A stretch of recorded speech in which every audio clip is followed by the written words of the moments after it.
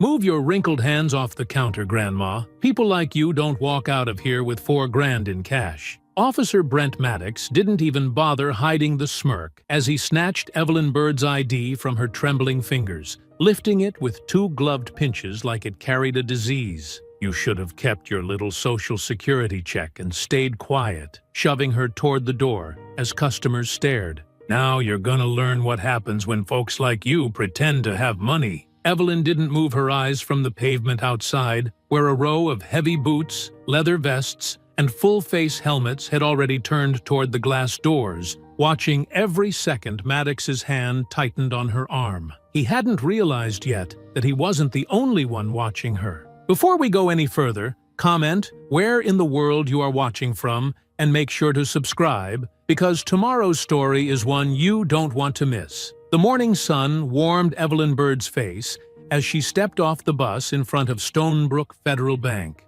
Her arthritis was flaring up again, making each step with her cane a little challenge. But the thought of her granddaughter's beaming face kept her moving forward. "Almost there," she whispered to herself, clutching the folder of scholarship papers against her chest like something precious. The bank's glass doors slid open, welcoming her into the cool air conditioning. Friday mornings were usually busy, and today was no exception. A line of customers snaked from the teller's windows. Evelyn took her place at the end. "Next customer, please," called a young man with a crisp white shirt and a name tag that read Ryan Keller. Evelyn stepped forward, offering a warm smile. "Good morning, young man." Ryan Keller didn't return the smile. His eyes darted around, never quite meeting hers.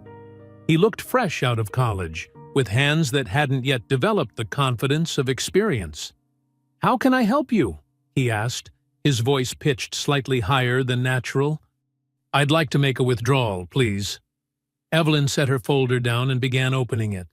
$4,000 for my granddaughter's college housing deposit. The deadline is Monday. Ryan's eyebrows shot up. "That's quite a large amount of cash." "Yes, I suppose it is." Evelyn nodded pleasantly. "But her university requires the housing deposit in cash or money order. I've been saving for this day since she was born." "I'll need to see some identification," Ryan said, his tone changing subtly. "Of course." Evelyn reached for her purse, her fingers stiff and uncooperative. She fumbled with the clasp, feeling suddenly nervous under his watchful stare. Her purse was full. Prescription bottles, tissues, receipts, hard candies wrapped in crinkly plastic. "Just give me a moment." "It's in here somewhere." Ryan's posture stiffened. He glanced toward his manager's office, then back at Evelyn's searching hands. "Is there a problem?" she asked, finally locating her wallet beneath a packet of tissues. No problem," Ryan said quickly. Too quickly. Evelyn pulled out her driver's license and bank card, sliding them across the counter. "Here you are." Ryan picked up her ID, studying it longer than seemed necessary. Then he tapped something into his computer, frowning at the screen. "One moment, Mrs. Byrd. I need to verify something with my manager." Before Evelyn could respond, Ryan was walking briskly toward a glass office where a man in an expensive-looking suit sat reviewing papers. Frank Dillard. She'd seen him before, but had never been helped by him directly. He was one of those men who seemed to look through people rather than at them. Through the glass, she watched their conversation. Ryan leaned down, speaking quietly, but pointing back in her direction. Frank Dillard looked up, past Ryan, directly at Evelyn. There was something in that look that made her stomach tighten. Not surprise or concern, but something colder. Something she had seen before, many times in her 74 years. Frank stood up, straightening his tie, and followed Ryan back to the counter. "Mrs. Byrd," he said, without extending his hand. His voice carried across the bank lobby. "You're attempting to withdraw $4,000 in cash?" Evelyn noticed how heads turned. She kept her voice low and dignified. "Yes, for my granddaughter's college housing deposit." "And why exactly do people like you need that much cash at once?" Frank asked, not bothering to lower his voice. The words landed like a slap. "People like you."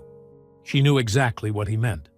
"My granddaughter's university requires—" "Yes, yes," Frank cut her off, waving a dismissive hand. "Ryan will help you verify your account. We have procedures for large cash transactions." Frank turned away, and Ryan stepped forward again, not quite meeting her eyes. "I'll just need to run some additional verification on your account, Mrs. Bird. It shouldn't take long." But instead of typing anything into his computer, Ryan stepped away toward the back area behind the teller windows. She watched as he picked up a phone, turning his back to her. Evelyn stood alone at the counter, clutching her folder with her granddaughter's future inside. The pain in her legs had faded into the background, replaced by a familiar feeling of being made invisible. She'd worked her whole life, 32 years serving food in the school cafeteria, volunteering at church every Sunday, raising her children and helping with grandchildren. Now, at 74, she was being treated like a criminal for trying to access her own money. She glanced around the bank. Other customers were being helped. A young white couple laughed with their teller as they deposited a check. An older white man in a business suit was escorted to the loan officer's office with a cup of coffee in his hand. And here she stood, waiting like she had so many times before. Through the large front windows, she saw movement in the parking lot.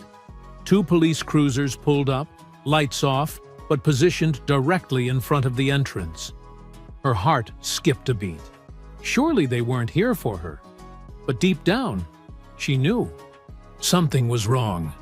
Very wrong. Frank emerged from his office again, glancing toward the front entrance with what looked almost like satisfaction. Ryan remained in the back, no longer even pretending to work on her transaction. Evelyn stood perfectly still, her knuckles white around the handle of her cane. She had done nothing wrong. The money was hers, saved dollar by dollar over years. All the paperwork was in order. Her ID was valid. But none of that seemed to matter as the 2 police officers pushed through the front doors, hands resting casually on their belts near their weapons.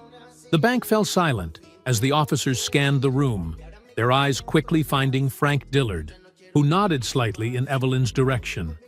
She wanted to speak, to explain, to show them her folder with all the scholarship papers and the letter from the university about the housing deposit.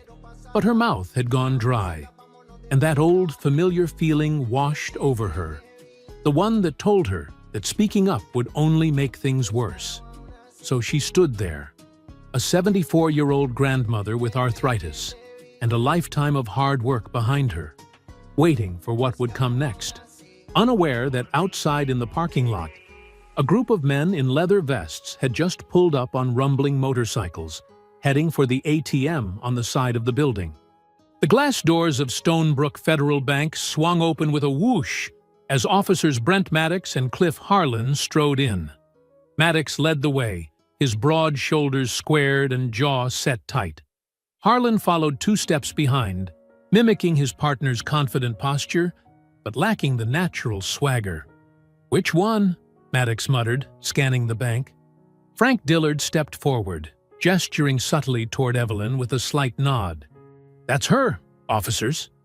Evelyn felt her heart pounding against her ribs as the 2 white officers approached.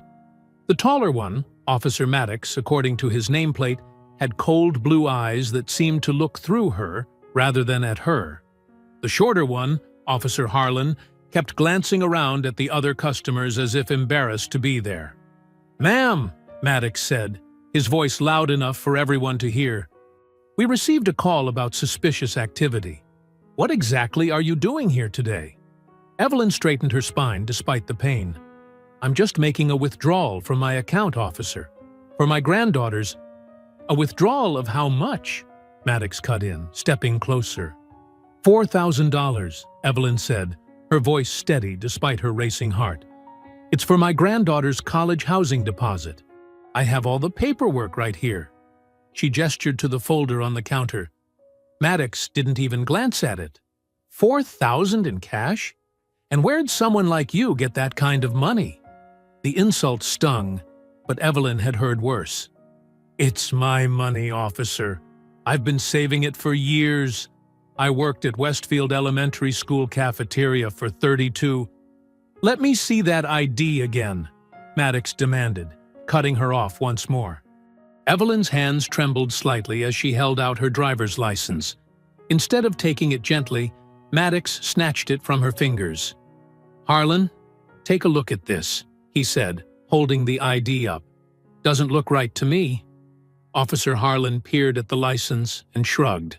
Could be fake, he offered weakly, clearly just going along. It most certainly is not fake, Evelyn protested, her voice rising slightly. I've been a customer at this bank for over 40 years. Behind the officers, Frank Dillard stood with arms crossed, a smug look on his face. He made no move to confirm Evelyn's identity, though she'd seen him nod hello to her in the bank many times before. If you'll just check my account in your system, Evelyn said to Ryan, who was hovering nervously behind his counter. You'll see everything is in order. Ma'am, we're handling this now, Maddox said sharply. The bank has reason to believe you're attempting to commit fraud. Fraud? Evelyn's voice cracked. That's ridiculous. The money is mine. A few customers shifted uncomfortably, eyes darting between the confrontation and their phones or the floor. No one spoke up. Do you have any other identification? Harlan asked, his tone slightly less hostile than his partner's. Yes, I have my Social Security card in my purse, Evelyn said, reaching for her bag. Stop! Maddox shouted, his hand instantly moving to his weapon. Keep your hands where I can see them. I'm just getting my... Maddox moved with shocking speed for a man his size. He grabbed Evelyn's arm, the one not holding her cane, and twisted it behind her back. She cried out in pain as her purse tumbled to the floor, spilling tissues and medicine bottles across the polished tiles. You're hurting me, she gasped. Stop resisting, Maddox growled, though she wasn't resisting at all. With practiced efficiency, he slapped a handcuff around her wrist, the cold metal biting into her skin. Her cane clattered to the floor as he secured her other wrist, yanking her arms back so roughly she thought her shoulder might pop. The bank had gone completely silent. Evelyn could hear nothing but her own ragged breathing and the blood rushing in her ears. Tears sprang to her eyes, not from fear, but from the humiliation of it all. She'd lived through the civil rights era, had seen water hoses turned on people, had been called names no human should ever be called, and here she was, 7 decades later, being treated like a criminal for trying to help her granddaughter. Evelyn Byrd, you're under arrest for attempted bank fraud and resisting arrest, Maddox announced loudly. I didn't resist. I didn't do anything wrong, Evelyn protested, her voice breaking. Harlan picked up her cane and folder, avoiding her eyes as he did so. Maddox gripped her upper arm tight enough to bruise and began marching her toward the door. Her legs, already painful from arthritis, struggled to keep up with his pace. My purse, she said desperately. My medicine is in my purse. We'll take it as evidence, Maddox replied coldly. Outside, the morning had grown warmer. The sun seemed to mock the darkness of what was happening as Maddox pushed Evelyn across the parking lot toward the waiting squad car. From the corner of her eye, Evelyn noticed movement. A group of motorcycles was parked near the ATM on the side of the building. Big, gleaming machines with leather-clad riders standing beside them. Through her tears, she recognized the red beard of the largest man, the one they called Big Red, who always nodded respectfully when she passed by on Friday mornings. Sometimes, she brought them leftover pastries from her church's Thursday night social. Big Red was watching now, his expression changing from confusion to recognition to something darker as he took in the scene before him. The other bikers, she knew some of their strange nicknames, Knuckles, Stitch, and Tinker were turning toward the commotion, too. "Please," Evelyn said to Maddox, her voice barely above a whisper. "This is all a mistake." "Save it for the judge," Maddox snapped, pushing her forward again. Her toe caught on a crack in the asphalt, and she stumbled. Maddox yanked her upright roughly, making her cry out again as pain shot through her shoulders. That sound, her cry of pain, seemed to trigger something. From the ATM area came heavy footsteps. Evelyn turned her head to see Big Red striding toward them, his massive frame moving with surprising purpose. His leather vest showed patches she'd never understood, but had always respected. Behind him, the other bikers rose like a wall of leather and denim. Big Red stopped directly in their path, his weathered face set in stone as he stared at the officers. His eyes found Evelyn's briefly, a flash of recognition passing between them before he returned his steely gaze to Maddox. He said nothing. He didn't need to. His presence, 6'4" of tattooed intensity with a fiery red beard, spoke volumes. The other angels spread out behind him, a silent barrier between the police car and Evelyn. Maddox's grip on Evelyn's arm tightened painfully.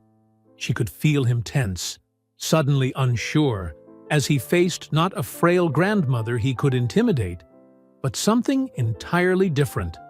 Men who weren't afraid of him at all. "Move aside," Maddox ordered, but his voice had lost some of its edge. "This is police business." Big Red didn't budge. He just stood there, helmet in hand, eyes locked on Maddox with the stillness of someone who had seen too much in life to be easily intimidated. Behind him, engines rumbled as more bikes pulled into the lot. "Excuse me, officer." Big Red's voice was surprisingly calm, almost gentle, but with an unmistakable edge of steel beneath it. "Mind telling us why you're arresting Miss Evelyn?" Maddox's head snapped up. His hand instinctively moved toward his gun, but he caught himself when he realized just how many bikers were now forming a loose semicircle around the police car. There were at least 8 of them. Massive men in leather cuts covered with patches, arms crossed or hands on hips, faces unreadable behind sunglasses and beards. "This is police business," Maddox snapped, but Evelyn could hear the slight waver in his voice. "Back up now, or you'll be joining her." Harlan shifted nervously beside them, his eyes darting between the bikers and his partner. Instead of backing away, the bikers took a single step forward in perfect unison. They weren't touching anyone or making threats, just standing their ground. "See? That's where you're wrong," Big Red said, removing his sunglasses. "Miss Evelyn brings us cookies sometimes, tells us about her granddaughter. She's a friend," he gestured around, "and we look after our friends." Tinker, a slender biker with a long gray ponytail, had pulled out his phone and was filming the entire interaction. Other customers from the bank had gathered at the entrance, and several had their phones out too. "Put that away," Harlan said, pointing at Tinker's phone. "Public place, public servant," Tinker replied calmly. "It's my right." Evelyn stood awkwardly between Maddox and the car door, her wrists throbbing in the handcuffs. She caught sight of Frank Dillard watching from the doorway of the bank, his smug expression fading as he realized how many witnesses were now recording. "What's she supposed to have done?" Big Red asked, his eyes locked on Maddox's. "Because from where we were standing, looked like an old lady trying to get her own money from her own bank account." Knuckles, a burly biker with tattoos covering both arms, nodded. "Been coming here every Friday morning for years. Never caused no trouble." The radio on Maddox's shoulder crackled to life. "Unit 17, this is dispatch. What's your status at Stonebrook Federal?" Maddox hesitated, then grabbed the radio. "Situation under control," he said tightly. "We're getting multiple calls about a confrontation in the parking lot," the dispatcher replied. "Do you need backup?" People were gathering on the sidewalk now. Cars slowed as they passed. Someone from inside the bank had clearly called the station. The dispatcher continued. Chief says to de-escalate and clear the scene. Repeat, de-escalate and clear. Maddox's face flushed red. He glared at the bikers, then at Evelyn, then at the growing crowd. "This isn't over," he muttered, then louder. "Turn around, ma'am." With stiff movements, he unlocked Evelyn's handcuffs. She immediately brought her hands forward, rubbing her wrists where angry red marks were already forming. "Looks like there's been a misunderstanding," Maddox said, loud enough for the onlookers to hear.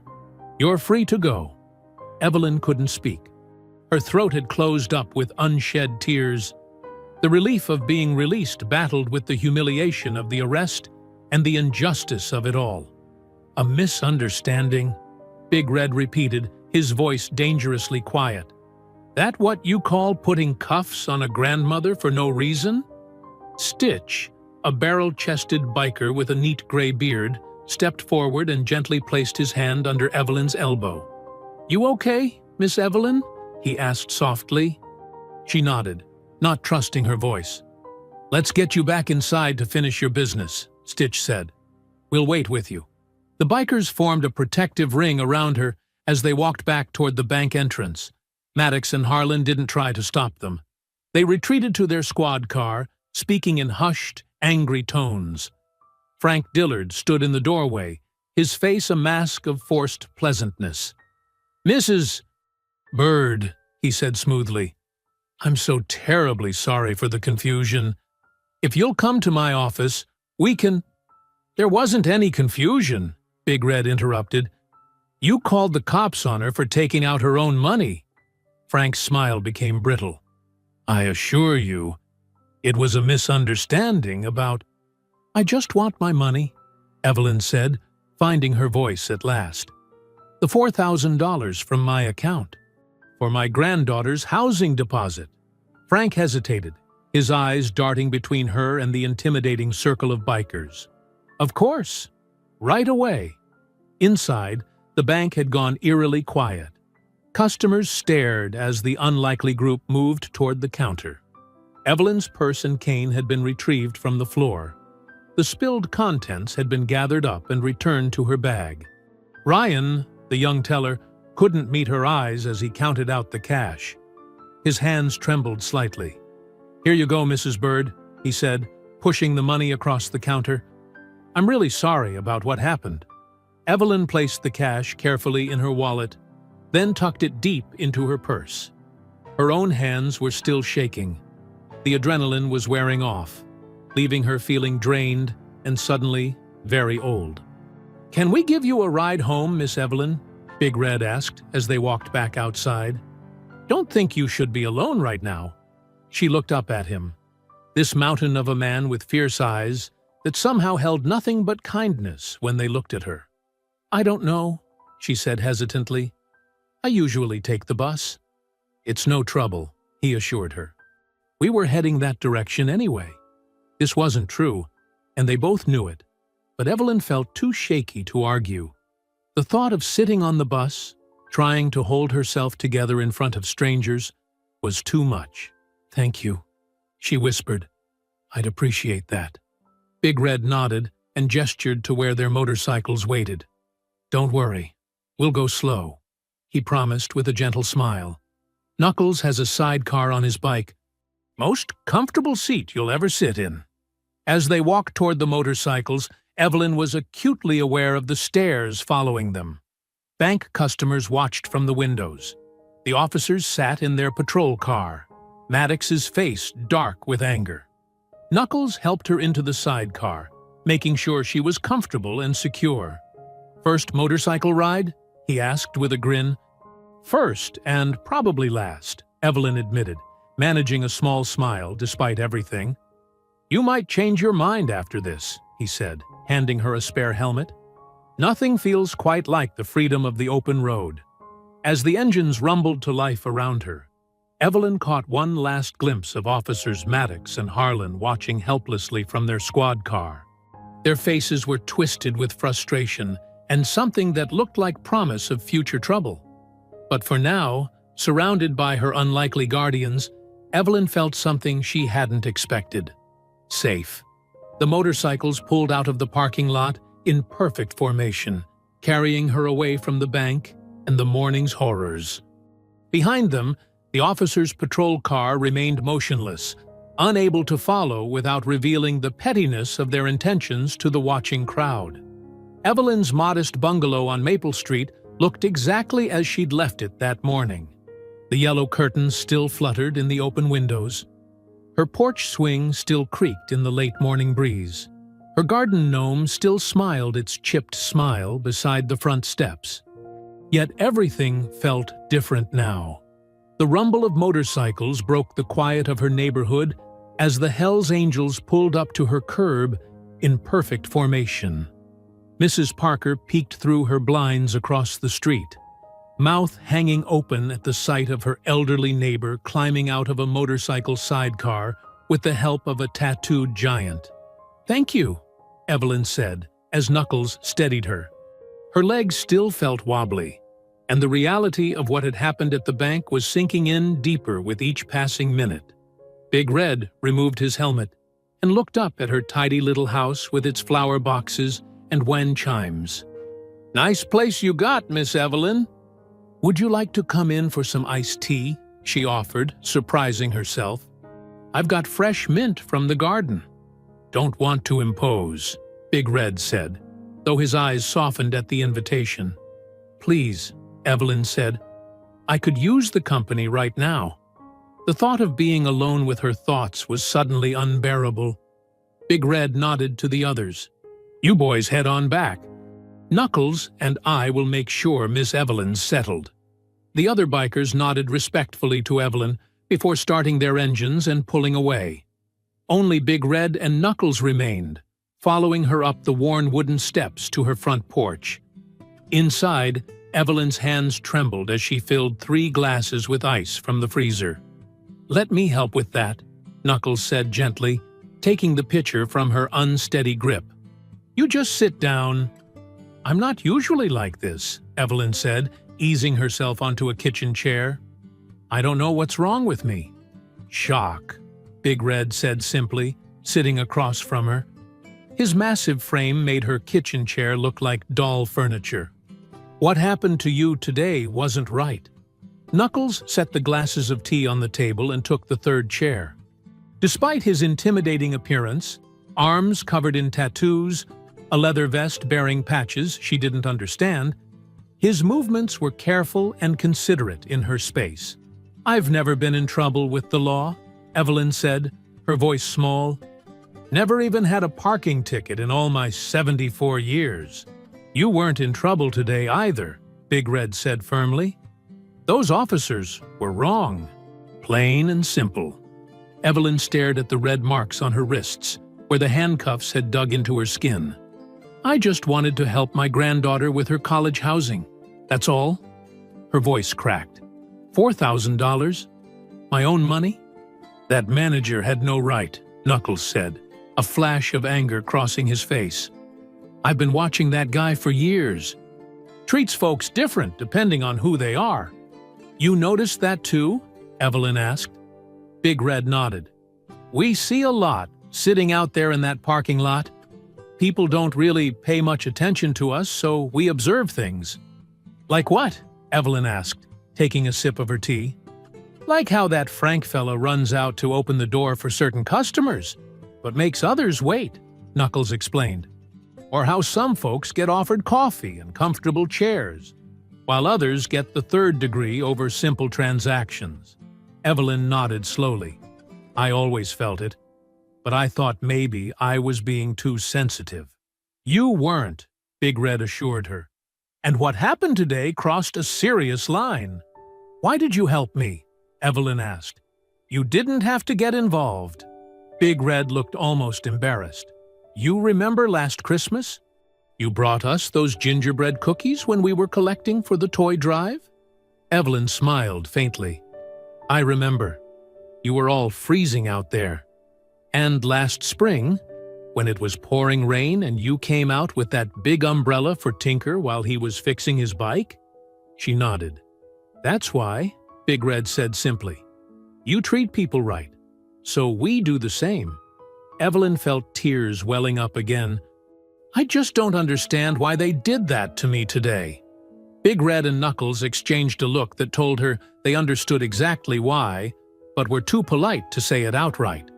Listen, Big Red said, pulling a small notebook from his pocket. He scribbled something down and slid it across the table. This is my number. You call any time you need anything, day or night. Evelyn looked at the paper. I couldn't impose. It's not imposing, Knuckles interrupted gently. It's community. And around here, you're part of ours. They stayed for another half hour, talking quietly, making sure Evelyn had calmed down before they left. Big Red insisted on checking her locks and peering out her windows, as if assessing security. Knuckles asked if she had family nearby who could stay with her. Just my granddaughter, but she's at college in Durham, Evelyn explained. I don't want to worry her with this.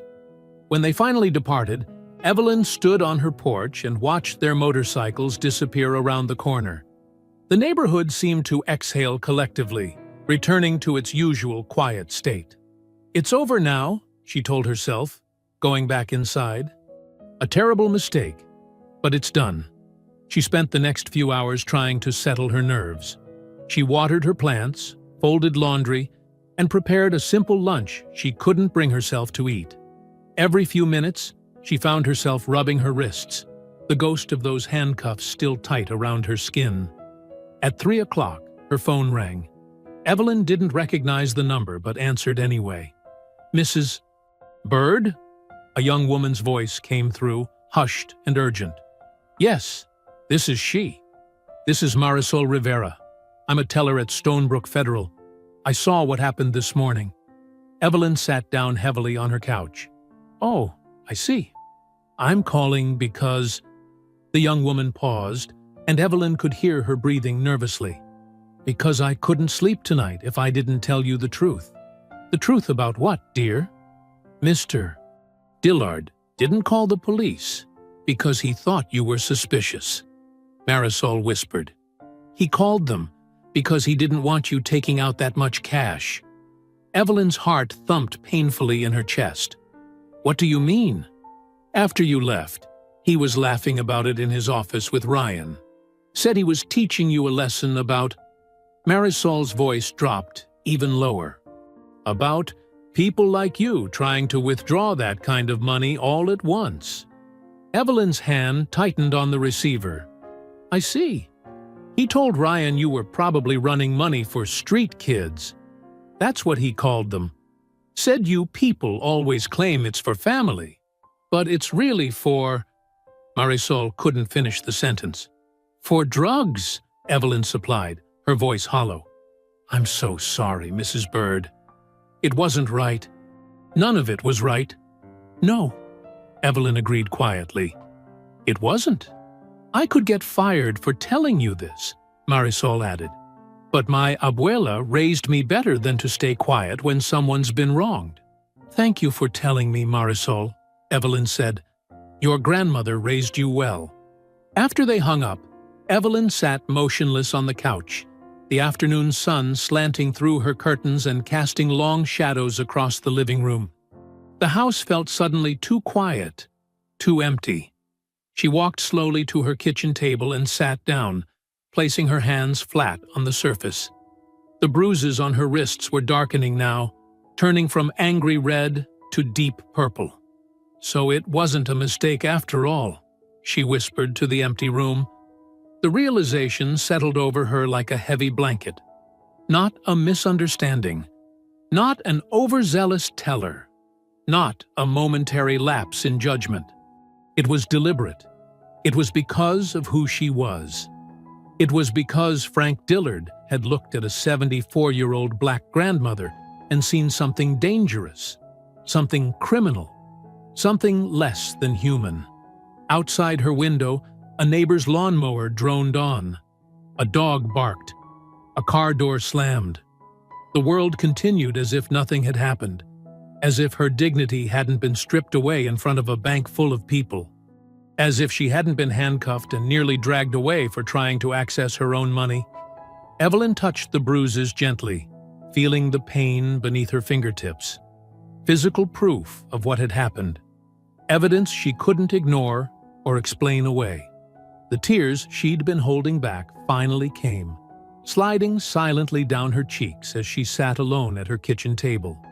Evelyn forced herself to eat a small dinner, even though her appetite had vanished. She moved through her kitchen with practiced motions, cutting vegetables, stirring broth for her soup, toasting a single slice of bread. The familiar routine helped calm her nerves, though her mind kept returning to Marisol's phone call. "Lord, give me strength," she whispered to herself, a prayer she'd relied on throughout her life. Just as she raised the spoon to her lips, a loud crash from outside shattered the quiet.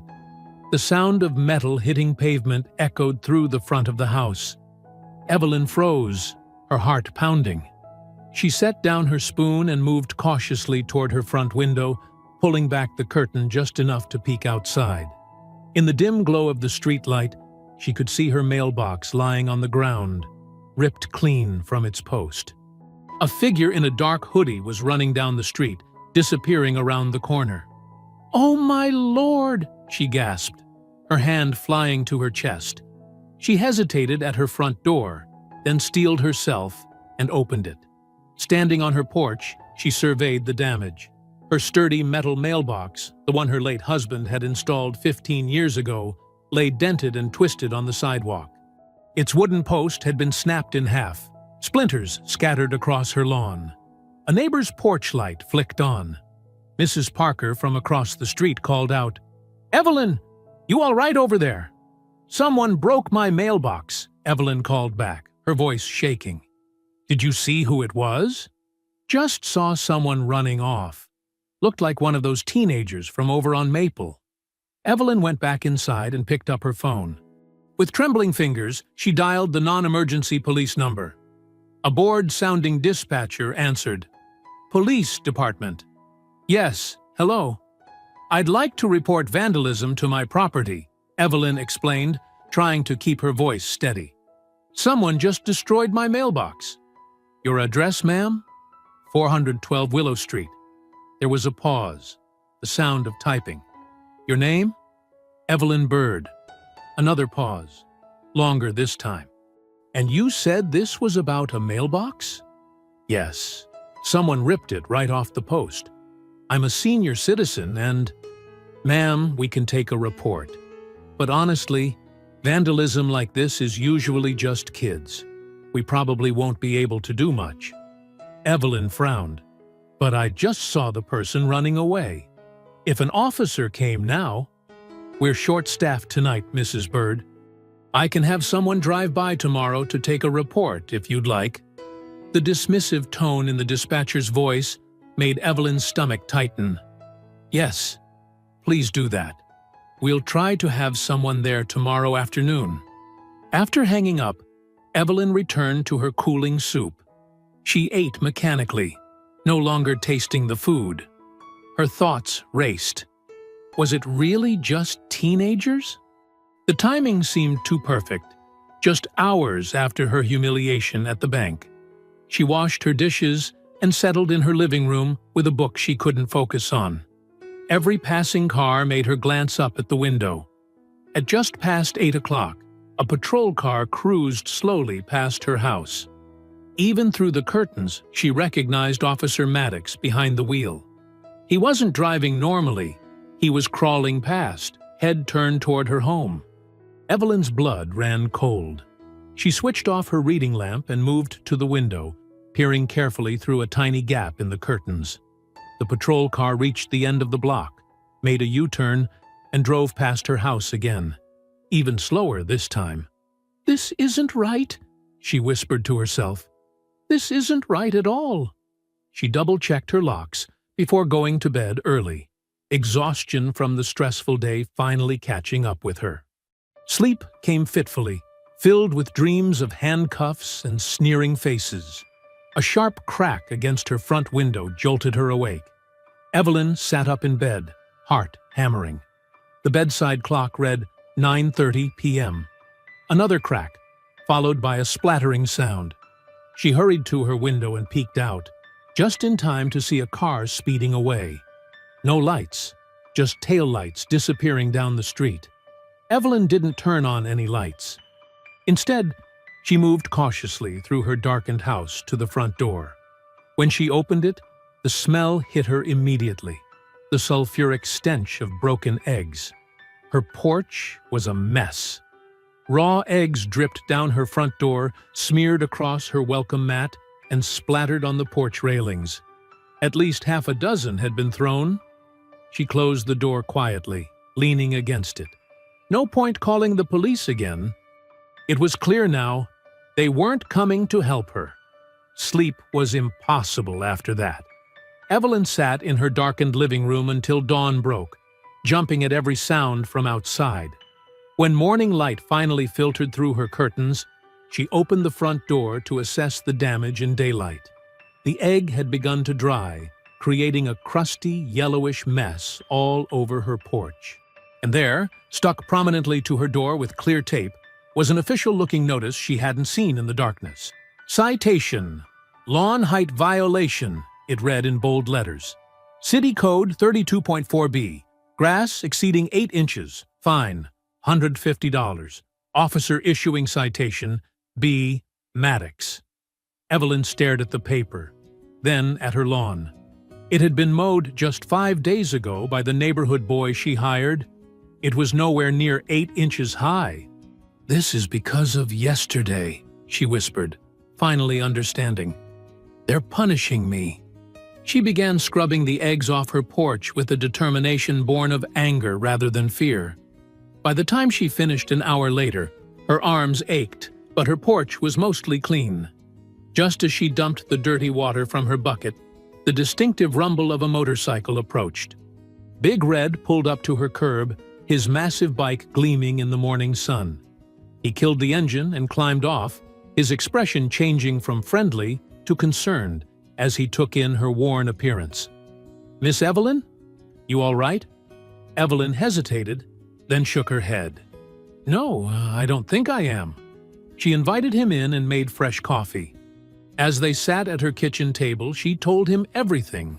Marisol's call, the smashed mailbox, the patrol car driving by, the eggs, and the bogus citation. Big Red's face darkened with each detail. His massive hands tightened around the coffee mug until Evelyn worried it might crack. "This ain't random," he finally said. "This is them sending a message." "That's what I think too," Evelyn admitted. "But what am I supposed to do? I can't fight the police."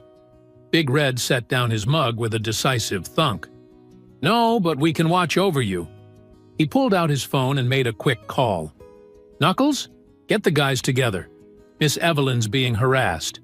"Yeah, that cop from yesterday." He listened for a moment. "Yeah, I thought you'd feel that way. I'm at her place now." Within an hour, 4 motorcycles were parked outside Evelyn's house. The riders, Big Red, Knuckles, Stitch, and a woman Evelyn hadn't met before named Ramona, gathered in her living room.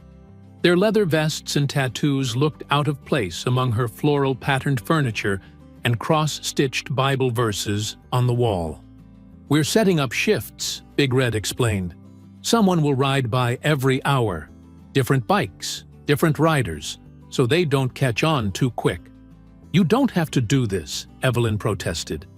"With respect, ma'am, we do," Stitch said firmly. He was the youngest of the group, with kind eyes that contrasted with his intimidating appearance. "Those officers are abusing their power, and that ain't right." "We take care of our own," Ramona added, her voice gentle despite her tough exterior. "And like it or not, you're one of ours now." As the day progressed, Evelyn watched from her window as different motorcycles cruised past her house at regular intervals. The neighbors noticed, too, curtains twitching up and down the street. Mrs. Parker called once to make sure Evelyn was okay. Her voice tinged with concern about those bikers hanging around. By evening, Evelyn felt safer than she had since the incident at the bank. The bikers had fixed her mailbox, reattaching it to a new post they'd bought at the hardware store. Stitch had even mowed her lawn. though it hardly needed it. As darkness fell, Big Red returned for the night watch. He positioned his motorcycle at the end of Evelyn's street, partially hidden by the shadow of a large oak tree. From her window, Evelyn could see his silhouette, broad-shouldered and vigilant, the motorcycle's engine rumbling softly as he kept watch over her home. The sight brought tears to her eyes, not of fear or sadness this time, but of gratitude. For the first time since her handcuffs had been removed, she felt truly protected. Monday morning arrived with golden sunlight streaming through Evelyn's kitchen curtains. She sat at her small wooden table, sipping tea and trying to ease the lingering ache in her wrists. The weekend's events still weighed heavily on her mind. The mail slot clicked, and envelopes dropped onto the floor. Evelyn sighed, set down her mug, and shuffled to retrieve them. Bills, advertisements, and an official-looking envelope from Stonebrook Federal Bank. Her stomach tightened. With shaky fingers, she opened the envelope and unfolded the crisp letter inside. "Dear Ms. Bird," she read aloud, "we regret to inform you that your account has been flagged for unusual activity and temporarily frozen pending review." Evelyn's hand flew to her mouth. The room seemed to tilt sideways. "No," she whispered. "No, no, no." The phone rang, startling her. She answered with a trembling, "Hello? Miss Evelyn, it's Big Red. Just checking in on you this morning." Evelyn's voice cracked as she explained the letter. "They've frozen my account. I won't be able to support my granddaughter." A long pause followed. "We'll be there in 20 minutes, Big Red said, his voice hard as steel. True to his word, engines rumbled outside Evelyn's house exactly 20 minutes later. "Let me see that," Big Red said gently, taking the paper. His eyes narrowed as he read. "This is garbage," he muttered. "Pure garbage. They're punishing you." Stitch, a tall man with silver-streaked beard and steady hands, nodded. "You need to go down there and set this straight." "I don't know if I can face them again," Evelyn admitted. Knuckles, his arms crossed over his broad chest, shook his head. "You won't face them alone, Miss Evelyn. Not this time. Not ever again." 40 minutes later, the unusual procession arrived at Stonebrook Federal Bank. Evelyn, dressed in her Sunday best, a lavender skirt suit and small pearl earrings, walked with her head high. 4 leather-clad bikers flanked her, their faces serious, boots heavy on the pavement. As they approached the entrance, Frank Dillard appeared at the glass doors, his face flushing red. He pushed outside, blocking the entrance. "Ms. Bird, you're welcome to come in, but these gentlemen need to wait outside." Big Red stepped forward. "We're her escort." Frank's nostrils flared. "This is a professional establishment. We have policies." "It's all right," Evelyn interrupted, touching Big Red's arm. "I can handle this part. You boys wait right here where I can see you." The bikers exchanged glances, then nodded. "We'll be right here, watching through those windows," Big Red said loudly enough for Frank to hear. Tinker added, "Every move, every word." Evelyn squared her shoulders and followed Frank inside. The bank was nearly empty. A few customers looked up, recognizing her from Friday's scene. Whispers followed her to the manager's desk. Frank sat down, smoothing his tie. "Now, Ms. Bird, about your account. Why has it been frozen?" Evelyn asked directly. Frank's smile was thin. "Security reasons. We noticed unusual withdrawal attempts. The only unusual thing was being arrested for trying to access my own money," Evelyn said. "That was unfortunate. But our fraud detection system has flagged your account. Nothing I can do." Frank shrugged, a small smirk playing at the corner of his mouth. "Bank policy. How long will it take to clear up?" Evelyn asked, her heart sinking. "Hard to say. Could be days. Could be weeks." Through the window, Evelyn could see the bikers watching intently. Their presence gave her strength. From the corner of her eye, Evelyn noticed Marisol, the young teller who had called her. She was pretending to organize papers while listening. "Let me speak with someone else," Evelyn demanded. "I'm the manager, Ms. Bird." "There is no one else?" Evelyn stood up. "Then I'll speak to your supervisor at the regional office." Frank's smile vanished. "Sit down, Ms. Bird. Making a scene won't help your situation." Outside, the bikers tensed, watching Frank's face harden. "I'm not making a scene," Evelyn said clearly. "I'm asking about my money." "Which you can't access until we complete our review," Frank snapped. "Now if you're done wasting my time—" "Mr. Dillard," came a soft voice. Marisol had approached the desk. "Ms. Bird has a call on line 2. Frank frowned. "She can take it at the courtesy phone." Marisol led Evelyn to a phone near the back. When they were out of earshot, she whispered quickly, "There's no call. I just needed to tell you, Frank personally flagged your account this morning. He put a fraud alert on it right after opening. I heard him laughing about it with Ryan." Evelyn's chest tightened. "Why would he do that?" "He said he was teaching a lesson about respect." Marisol's eyes darted nervously toward Frank's desk. "I could lose my job for telling you this." "Thank you, honey," Evelyn whispered. "I won't forget this." When she returned to Frank's desk, her eyes were sharp with newfound clarity. "I'll be back," she said simply. "And not alone." Outside, the bikers surrounded her as she explained what Marisol had told her. Their faces darkened with anger. "That's targeted harassment," Stitch said. "Plain as day." They escorted her to their bikes, but as they prepared to leave, a police cruiser pulled into the parking lot. Officer Maddox stepped out, adjusting his belt. "Let's go," Big Red muttered. "No sense poking that bear today." They rode in formation back toward Evelyn's neighborhood. At a red light, Knuckles noticed the same police cruiser following them. When they split up, Evelyn riding with Big Red while the others took different routes home, the cruiser followed Knuckles. Flashing lights appeared in his mirror. Knuckles pulled over, keeping his hands visible on the handlebars. Officer Maddox approached, hand resting on his holster. "License and registration." "What's the problem, officer?" Knuckles asked calmly. "Broken tail light." Maddox's grin didn't reach his eyes. Knuckles knew his tail light was perfect. He'd checked all his lights just yesterday. But he handed over his documents without argument. Maddox took his time writing a ticket, then leaned in close as he handed it over. "Stay out of Stonebrook business," he said quietly. "You bikers think you run this town? You don't. We do." "Just helping a friend," Knuckles replied evenly. "Your friend should know better than to cause trouble." Maddox tapped the ticket book against his palm. "Next time, it won't just be a ticket." Tuesday afternoon, sunshine filtered through Evelyn's lace curtains, casting delicate patterns across her dining room table. 4 leather-clad bikers hunched uncomfortably in her small wooden chairs, looking oddly out of place among her flowered placemats and china teacups.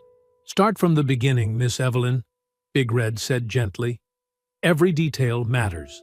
For the next hour, she recounted every moment: the suspicious teller, Frank's dismissive treatment, the officer's aggression, the handcuffs biting into her wrists. She described the phone call from Marisol, the vandalism, and yesterday's account freeze. Stitch's pen moved rapidly across his notepad. "This is textbook harassment," he muttered. "And discrimination," Knuckles added, his voice a low rumble. Tinker, who had been quiet, suddenly perked up. "You know what?" he said, reaching for his phone. "We have more evidence than they realize." He tapped at his screen, then turned it toward Evelyn. The video showed her outside the bank, handcuffed, with Officer Maddox roughly guiding her toward the squad car. "Our helmet cameras," Tinker explained with a hint of pride. "Most of us wear them for safety on the road. I caught the whole thing from the moment they brought you outside." Evelyn's hand flew to her mouth as she watched herself on the tiny screen.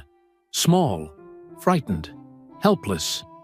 And I've got footage from inside, Stitch added. When we walked you back in, got a clear shot of Frank's face when he realized we weren't going away. Big Red nodded thoughtfully. This is good. Real good. He turned to Evelyn. Miss Evelyn, have you ever heard of Samuel Givens? She shook her head. Civil rights attorney. Handled cases like yours before. Got offices downtown. Big Red's voice softened. My sister cleaned houses for his family years back. Said he was good people. Fair? A lawyer? Evelyn hesitated. I don't have money for... Cases like this, Stitch interrupted, they usually work on contingency. Means you don't pay unless you win. Win what? Evelyn asked. Justice, Knuckles said simply. They spent the next hour organizing a timeline of events. Stitch taped a large sheet of paper to Evelyn's wall, marking each incident with precise dates and times. Tinker downloaded the videos onto Evelyn's old laptop, creating backup copies. We need more, Big Red said finally. Need to catch them in their own words. Like how? Evelyn asked. Knuckles pulled out a small device from his pocket. Record your calls. Legal in this state with one-party consent. Means only one person on the call needs to know it's being recorded. That person would be you. Evelyn stared at the recorder. You want me to trap them? Want you to protect yourself, Big Red corrected. Truth ain't a trap, Miss Evelyn. Tinker stood suddenly. I'll be back in 20. Got something at my place that might help. While they waited, Stitch helped Evelyn practice using the recorder. They made test calls to each other, learning how to activate it discreetly. Call the bank, Stitch suggested. Ask about your account again. See what they say when they don't know they're being recorded. Evelyn's fingers trembled as she dialed. The call connected to customer service, who transferred her to Frank's office. Ms. Bird? Frank's voice oozed false politeness. I told you yesterday. Your account remains under review. How long will this take? Evelyn asked, her voice stronger than she felt. I need access to my money. As I explained, our fraud detection system has flagged unusual activity. Nothing I can do about bank policy. Is there anything I can provide to speed this up? A pause. People like you would be better off using those check-cashing places instead of proper banks. Less paperwork for everyone. Evelyn's breath caught. What do you mean? People like me? I think we're done here, Ms. Bird. The line went dead. Stitch gave her a thumbs up. Got it all. That people like you comment? Gold. Tinker returned with a laptop and small printer. Let's type up statements while everything's fresh. They worked through the afternoon. Evelyn called Marisol, who agreed to provide a written statement about Frank's comments, though she feared for her job. Tinker assured her they could meet discreetly.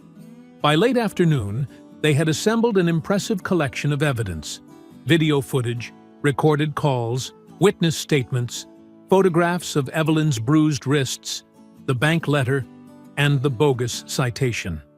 Wednesday morning arrived with a clarity Evelyn hadn't felt in days. She stood before her bathroom mirror, carefully applying a touch of pink lipstick and securing her silver hair with pearl-tipped pins. Today wasn't about looking her best. It was about reclaiming her dignity. Somebody's coming for you, Miss Evelyn, Mrs. Parker called from next door. Sounds like a motorcycle parade. Evelyn smiled as she peered through her curtains. 4 motorcycles rumbled to a stop in front of her house, their chrome parts gleaming in the morning sun. Big Red dismounted first, removing his helmet and smoothing his beard before approaching her door. Morning, Miss Evelyn, he said when she opened it. You ready? She nodded, clutching the evidence binder to her chest like a shield. As ready as I'll ever be. Got a surprise for you, Knuckles said, gesturing toward a sleek black car pulling up behind the motorcycles.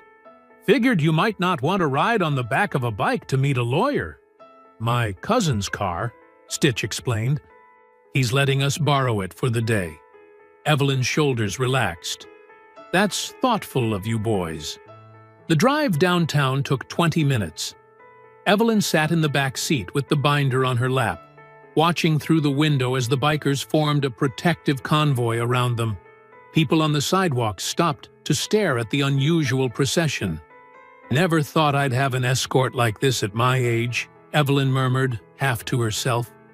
Big Red, who rode alongside her window, glanced over and grinned. Givens Law offices occupied the second floor of a red brick building on Main Street. The modest sign in the window simply read, "Samuel Givens, Attorney at Law, Civil Rights, Employment Discrimination, Police Misconduct." Inside, the reception area was small but well-maintained. Framed newspaper articles lined the walls, each highlighting various civil rights victories. A young woman at the front desk looked up, her eyes widening slightly at the sight of Evelyn flanked by 4 imposing bikers. "We have an appointment with Mr. Givens," Big Red said. "For Evelyn Byrd." The receptionist smiled warmly. "Yes, he's expecting you. Please go right in." Samuel Givens stood as they entered, coming around his desk to greet them. He was a dignified black man in his 50s, with salt and pepper hair and kind eyes behind wire-rimmed glasses. He wore a crisp navy suit with no tie, giving him an approachable but professional appearance. "Ms. Byrd," he said, taking Evelyn's hand in both of his. "I'm Samuel Givens. Big Red told me a little about your situation when he called yesterday. I'm very sorry for what you've been through." His voice carried a gentle authority that immediately put Evelyn at ease. He guided her to a comfortable chair, then nodded respectfully to the bikers. "Gentlemen, thank you for bringing Ms. Byrd to me. You're welcome to stay if that's what she wants." "They stay," Evelyn said firmly. "They're the only reason I'm here at all." Givens nodded and returned to his seat. "Then, let's begin. Tell me what happened, in your own words." For the third time, Evelyn recounted her ordeal. This time, her voice was steadier, her words more precise. She described the incident at the bank, the unnecessary force, the frozen account, and the ongoing harassment. Givens listened intently, occasionally jotting notes but mostly maintaining eye contact. When she finished, he gestured to the binder. "May I?" Evelyn handed it over. Givens flipped through the carefully organized evidence, his expression growing more troubled with each page. When Tinker produced a USB drive with the helmet camera footage, Givens plugged it into his computer and watched in silence. The video clearly showed Evelyn being roughly handcuffed, her small frame dwarfed by the officers. Her pained expression was visible when Maddox twisted her arm. "Stop the video," Givens said sharply. He removed his glasses and pinched the bridge of his nose. "This is..." He paused, choosing his words carefully. "This is one of the clearest cases of misconduct I've seen in years." He replayed parts of the footage, pausing occasionally to make notes. "The excessive force is undeniable. And the recorded calls with the bank manager..." He shook his head. "Ms. Byrd, you have grounds for multiple causes of action here." "What does that mean exactly?" Evelyn asked. Givens leaned forward, counting off on his fingers. "Wrongful arrest, excessive force, financial discrimination, elder abuse, retaliation." He tapped his pen against the desk. "We're looking at a civil rights lawsuit against both the police department and the bank." "A lawsuit?" Evelyn's voice wavered. "I just want them to leave me alone." "That's exactly why we need to file," Givens explained gently. "This won't stop until they're held accountable. These institutions respond to consequences, not appeals to conscience." Big Red shifted in his chair. "Tell her about the money part?" Givens nodded. "I work on contingency for cases like this. That means you don't pay me unless we win or settle. If we do, I'll take a percentage of the award." "I don't care about money," Evelyn said firmly. "It's not just about money," Givens replied. "It's about accountability. It's about making sure what happened to you doesn't happen to anyone else." Evelyn fell silent, considering his words. "Would I have to testify?" she finally asked. "In court? Possibly," Givens admitted. "But with this evidence, especially the video and recordings, there's a good chance they'll want to settle before trial." Evelyn looked at Big Red, then at the other bikers who had stood by her through this nightmare. Their faces reflected the same resolve she felt growing inside her. "What's the first step?" she asked. Givens smiled for the first time since they'd arrived. "First, you sign my representation agreement. Then we file formal complaints with the State Attorney General's office, the Police Department's Internal Affairs Division, and the Banking Commission." He produced a document and explained each section carefully. Evelyn listened, asking questions when something wasn't clear. Finally, she took the pen he offered. Her signature was steady and deliberate. "Today," Givens said, standing, "we start fighting back." The next 3 hours were a blur of activity. They drove to the state office building, where Givens helped Evelyn file formal complaints with multiple agencies. The bikers remained by her side, a silent, imposing presence that turned heads throughout the building. Each time Evelyn signed her name to an official complaint, she felt a little stronger, a little taller. This wasn't just about her anymore. It was about standing up for what was right. "You know," Stitch said, as they left the Attorney General's office, "you're probably the toughest person I've ever met, Miss Evelyn." She laughed softly. "At 74, you learn that being quiet doesn't always mean being safe." By late afternoon, exhaustion began to catch up with her. Givens noticed her fatigue and suggested they call it a day.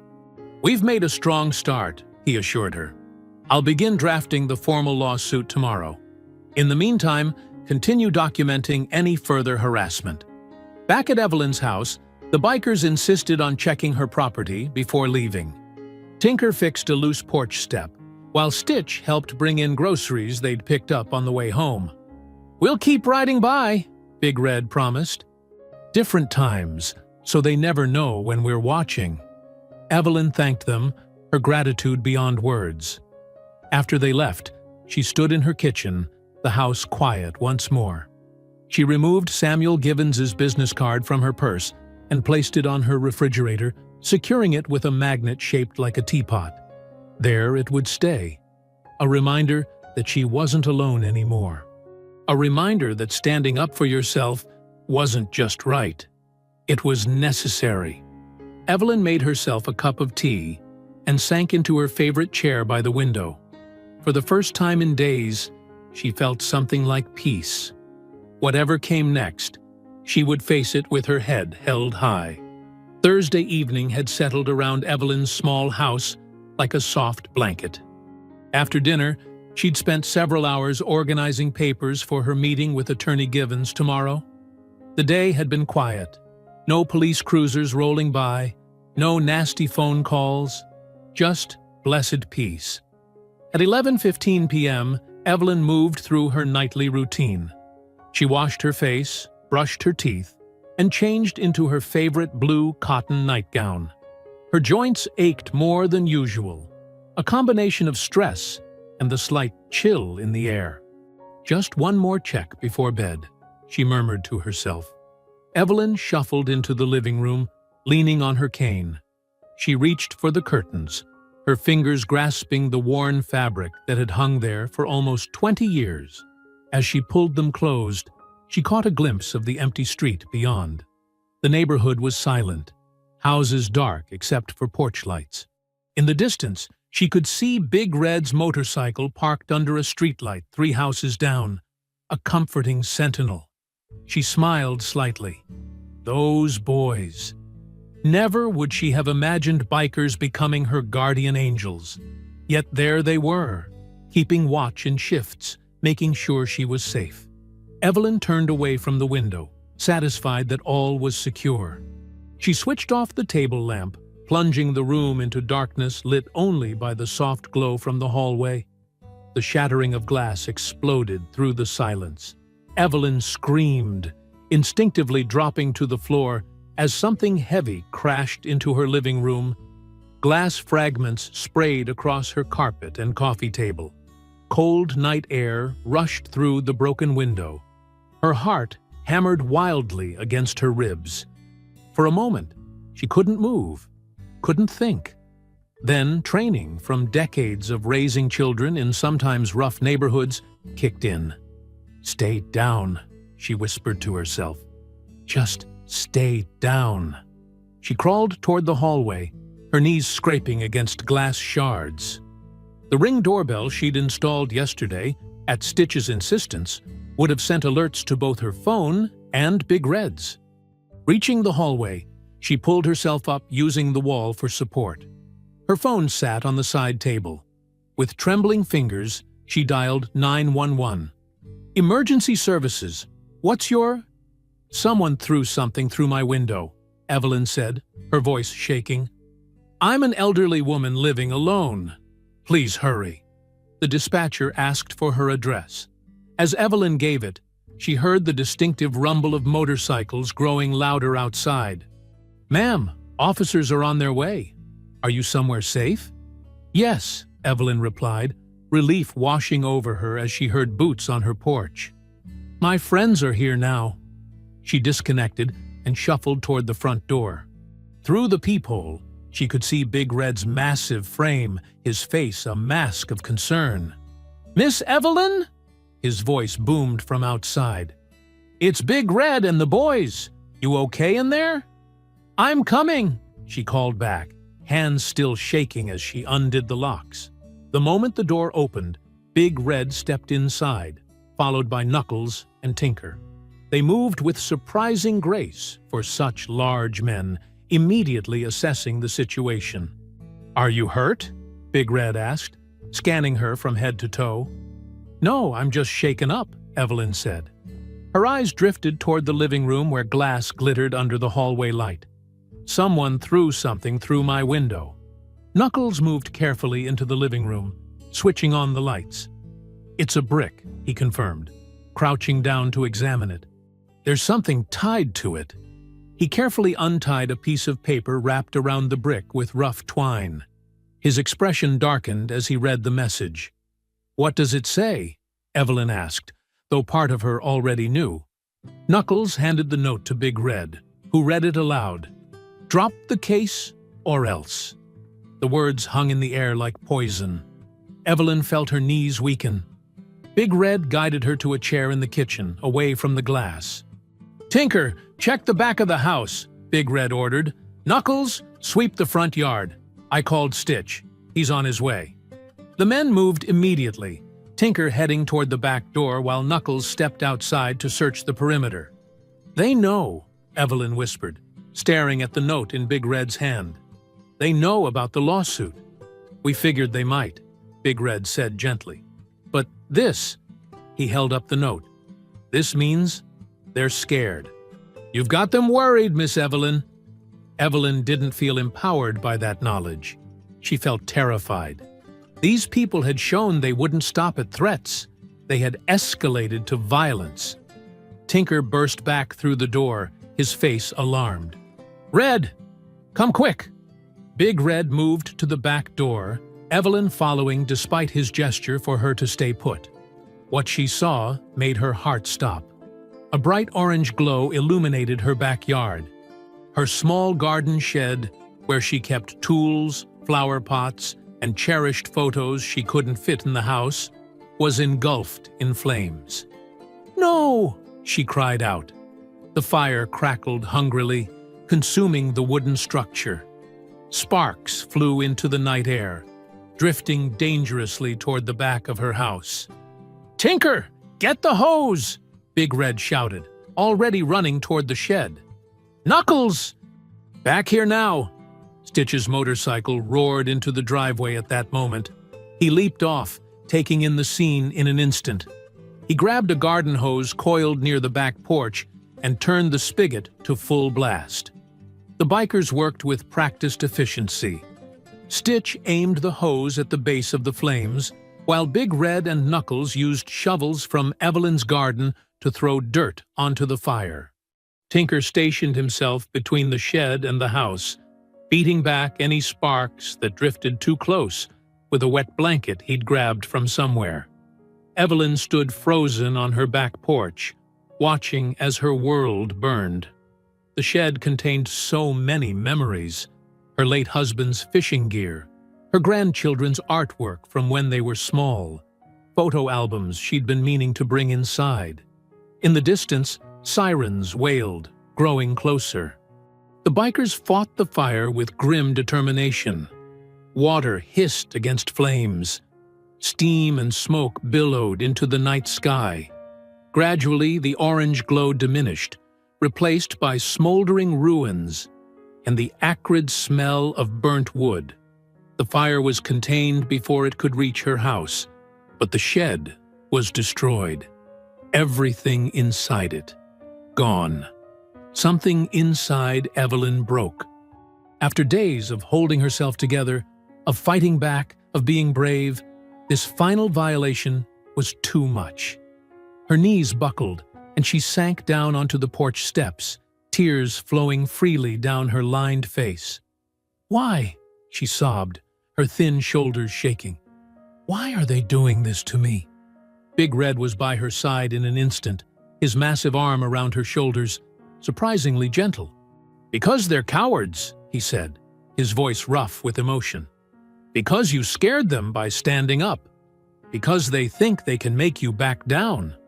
Flashing lights illuminated the front of the house as police cars arrived. Knuckles went to meet them, explaining the situation. "I can't do this anymore," Evelyn whispered, her voice barely audible over the commotion. "I just wanted to live in peace." "Miss Evelyn," Big Red said, looking directly into her tear-filled eyes, "we are not leaving your side again. Not for 1 minute." Stitch approached, face grim beneath his bandana. "Police want statements. They're treating it as arson." The next hour passed in a blur. Police took photographs and statements. Fire department personnel ensured the fire was completely extinguished. Neighbors gathered on the street, watching. By 2:30 a.m., the officials had finally left. The broken window was covered with a piece of plywood that Tinker had found in his truck. The shed was a blackened skeleton against the night sky. Evelyn lay on her couch, wrapped in a quilt, too afraid to sleep in her bedroom. Her eyes were red from crying, her body exhausted, but her mind racing. Outside, Big Red sat on his motorcycle under the streetlight. The engine was off, but his presence was unmistakable. A guardian keeping watch. Knuckles was stationed at her back door, while Stitch and Tinker patrolled the perimeter of her property. Through her temporary window covering, Evelyn could see Big Red's silhouette. Solid, immovable, protective. She closed her eyes, finding a small measure of comfort in knowing she wasn't alone. The night stretched on, quiet but no longer peaceful. Friday morning arrived with harsh clarity. The sunrise cast an unforgiving light on Evelyn's backyard, revealing the full extent of the damage. What had once been her cherished garden shed was now a charred skeleton, blackened beams pointing accusingly toward the sky. Piles of ash and debris marked where precious memories had been stored. Evelyn stood on her back porch, a mug of untouched tea cooling in her hands. She hadn't slept more than an hour all night. Her eyes were swollen, her shoulders heavy with exhaustion and grief. "Miss Evelyn?" Stitch appeared beside her, his normally gruff voice gentled. "You should eat something. I made some toast." She nodded absently, her gaze fixed on the ruins. "That shed held all my husband's fishing gear. His favorite hat was in there. And my grandchildren's first drawings." Her voice cracked. Stitch placed a steady hand on her shoulder. "I'm sorry." Movement at the fence line caught their attention. Mrs. Geraldine Parker, Evelyn's neighbor for 15 years, stood at the gate, her face etched with concern. Behind her, several other neighbors had gathered. "Evelyn! Good Lord! What happened?" Mrs. Parker called, pushing open the gate without waiting for an answer. She hurried across the yard, ignoring the imposing figure of Stitch beside Evelyn. Soon, Evelyn's backyard filled with neighbors. Mr. Ruiz from across the street, the Torres family from 2 doors down, elderly couples who had lived in the neighborhood as long as Evelyn herself, young families who had moved in more recently. "We heard the sirens last night," Mrs. Parker said, her arm around Evelyn's shoulders. "Then Mary Thompson called saying there was a fire at your place." "Someone did this on purpose," Mr. Ruiz said, examining the remains of the shed with knowing eyes. He had worked as a contractor before retiring. "This wasn't no accident." Evelyn nodded, too tired to hold back the truth anymore. "It's because I filed a complaint against the police and the bank." The words hung in the morning air. Then, something unexpected happened. Instead of backing away, her neighbors moved closer. "What complaint?" asked Mrs. Torres, her accent thickening with anger. "What did they do to you?" The story spilled out of Evelyn then. The humiliating arrest at the bank, the racist treatment, the harassment that followed. As she spoke, more neighbors arrived, passing through the gate and joining the growing circle around her. The bikers stood respectfully to the side, allowing this community moment to unfold. "That Officer Maddox arrested my son last year for just sitting in his car," said Mr. Washington, an elderly man who rarely spoke at neighborhood gatherings. "Said he looked suspicious. Boy was just waiting for his girlfriend to finish her shift at the grocery. The bank refused my loan application 3 times, added Mr. Torres. "No reason. My credit is good. But Frank Dillard, he always has excuses." One by one, similar stories emerged. What had begun as neighbors checking on Evelyn transformed into an impromptu community meeting. Big Red watched from the porch steps, a rare smile creasing his weathered face. A stocky, gray-haired man pushed through the crowd. Ed Ramsey, who had retired from the Stonebrook Police Department 5 years earlier. "Miss Bird," he said, removing his cap. "I worked with Maddox for 3 years before I retired. That man has had 7 complaints filed against him, all of them buried." His eyes were steady and apologetic. "I should have spoken up sooner, but I'm speaking now, and I'll put it in writing for you." Reverend Jackson from Evelyn's church arrived, his tall figure parting the crowd like Moses at the Red Sea. "Evelyn," he said, taking her hands in his, "this can't stand. Not in our community. Not to one of our elders." He looked around at the gathered neighbors. "Church Hall, 6 o'clock tonight. We need to organize." A murmur of agreement swept through the crowd. As the neighbors dispersed with promises to return that evening, Mrs. Parker stayed behind, helping Evelyn inside to rest before the meeting. The bikers continued their protective watch, rotating shifts so there was always someone present. "You know," Big Red said as Evelyn settled onto her couch for a nap, "I think we underestimated this neighborhood." Evelyn smiled tiredly. "People here have been fighting quiet battles their whole lives. They know when it's time to speak up." The community hall of Greater Hope Baptist Church buzzed with voices that evening. Every pew was filled, with people standing along the walls and spilling out into the vestibule. Evelyn sat in the front row beside Samuel Givens, who had arrived early to prepare. The Hells Angels entered as a group, their leather vests and tattoos standing in stark contrast to the Sunday best many church members wore. A hush fell momentarily. Then Reverend Jackson welcomed them warmly, directing them to seats in the back. "Brothers and sisters," the Reverend began once everyone had settled, "we are gathered tonight because one of our own has been wronged. But as we've learned, Sister Evelyn's experience is not unique." He invited Evelyn to speak first. She stood slowly, her cane steady against the floor, and faced her community. The words came easier this time, bolstered by the supportive nods and murmurs of agreement from the crowd.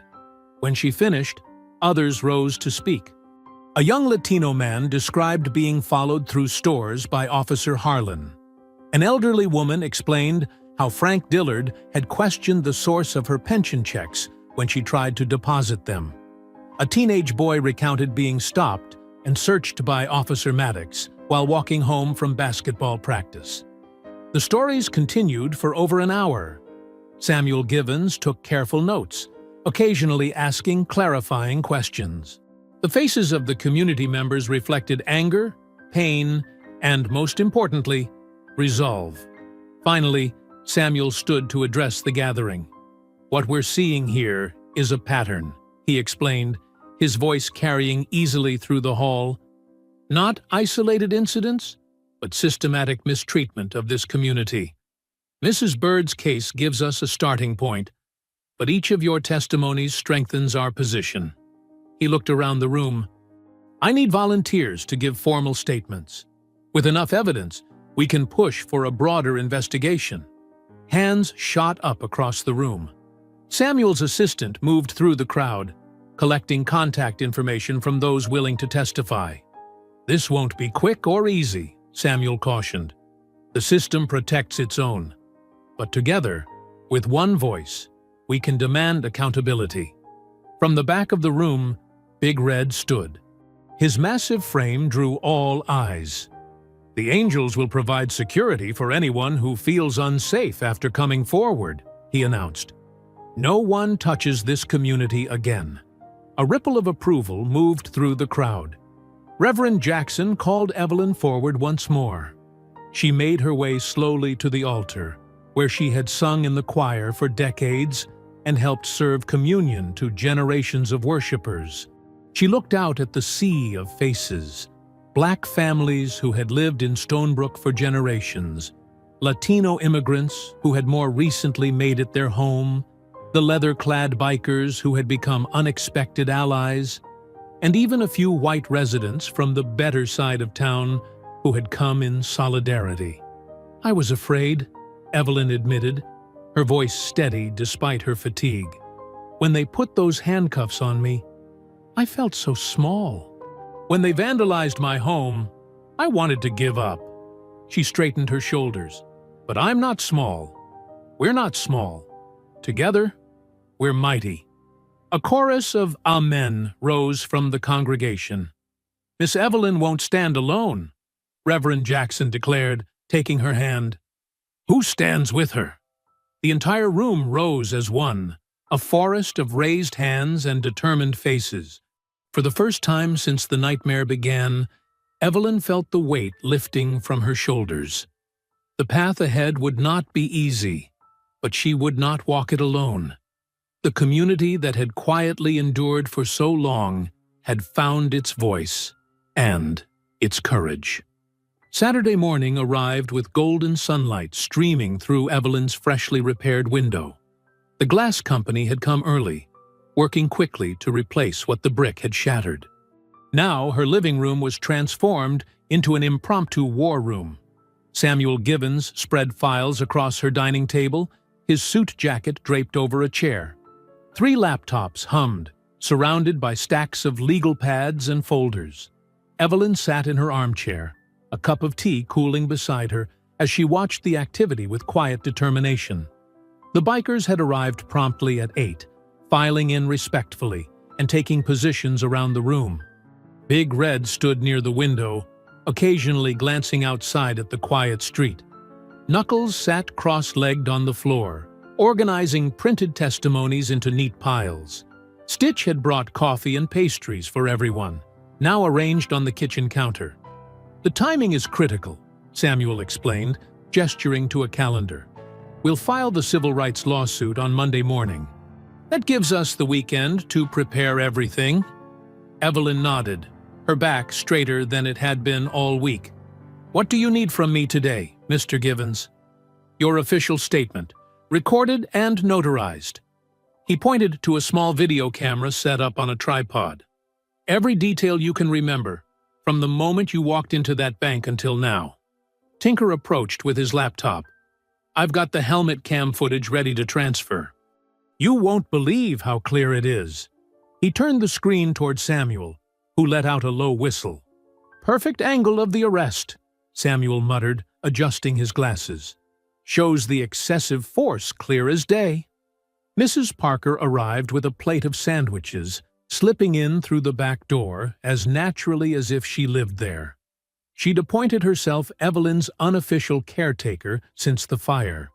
"You need to eat," she told Evelyn firmly. "Can't fight City Hall on an empty stomach." Samuel's assistant, a young woman named Janelle, began setting up a makeshift recording station in the corner of the living room. "Mrs. Bird, whenever you're ready, we'll start your statement." Evelyn smoothed her dress and took a deep breath. "I'm ready now." The room quieted as Janelle positioned the camera. Samuel sat across from Evelyn with a legal pad. "Please state your name and address for the record," he began gently.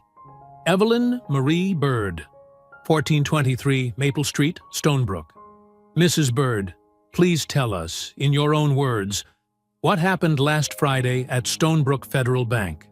Evelyn's voice was steady as she recounted every detail. The suspicious looks from Ryan Keller, Frank Dillard's dismissive attitude, the rough handling by Officers Maddox and Harlan.